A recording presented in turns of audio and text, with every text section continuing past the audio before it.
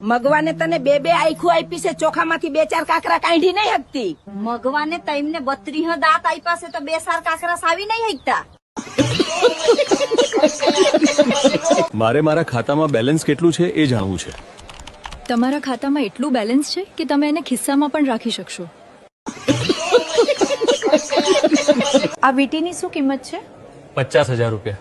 અરર. અને આ મોટી વીટીનું શું છે? એનું 2 વાર અરર. હે ડોહા, દાંત વગરનું કૂતરું કઈડે તો શું કરાય? અરે ડોયસી, દાંત વગરનું કૂતરું કઈડે તો હોય વગરના ઇન્જેક્શન લેવાના. ડોક્ટરે મને મોળી ચા પીવાનું કીધું છે.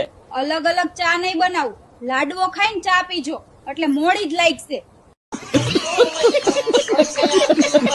હવે નવું વરસ આવી ગયું, ગયા વરે મારાથી કોઈ ભૂલ થઈ હોય, તમને કોઈ ખોટું લાગ્યું હોય હા હા બોલ. તો આ વરસમાં પણ તૈયાર રહેજો, હું તો આવી જ રહેવાની.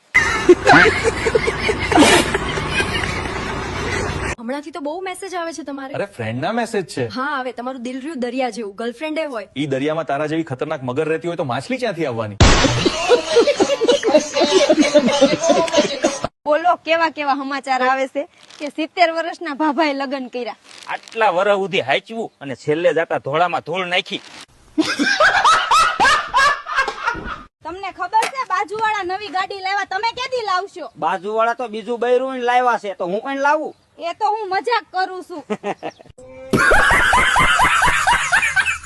તમે તમારા પતિને પસંદ નથી કરતા તો તમે એને છોડી કેમ નથી દેતા? હું એવું કઈ કરવા નથી માંગતી જેનાથી એ ખુશ થાય. સાન્તાક્લોઝ છોકરો કેમ છે, છોકરી હું કામ નથી? કારણ કે કોઈ પણ છોકરી દર વર્ષે એના ઈ કપડા પહેરી શકતી નથી, એ પણ એ જ તહેવાર પર. હવે મને શાંતિ સાથે જીવવા દે. તમે જો શાંતિ સાથે જીવવા માંગો છો તો હું પણ આનંદ સાથે જીવવા માંગુ છું. પાડોશણ ને 5,000 ઉધાર આપ્યા હતા, કાલે માંગવા ગયો તો કે તમે બહુ હારા લાગો છો.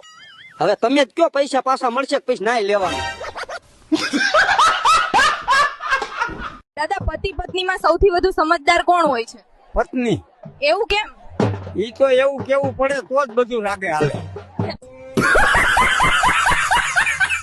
તમને ખબર છે કાલે તમારો ભાઈબંધ મારા વખાણ કરતો હતો. બીજું કોઈ નહીં, ભગો હશે. તમને કેવી રીતે ખબર? એને ભંગારનો ધંધો છે, ભગલો ભંગાર વાળો.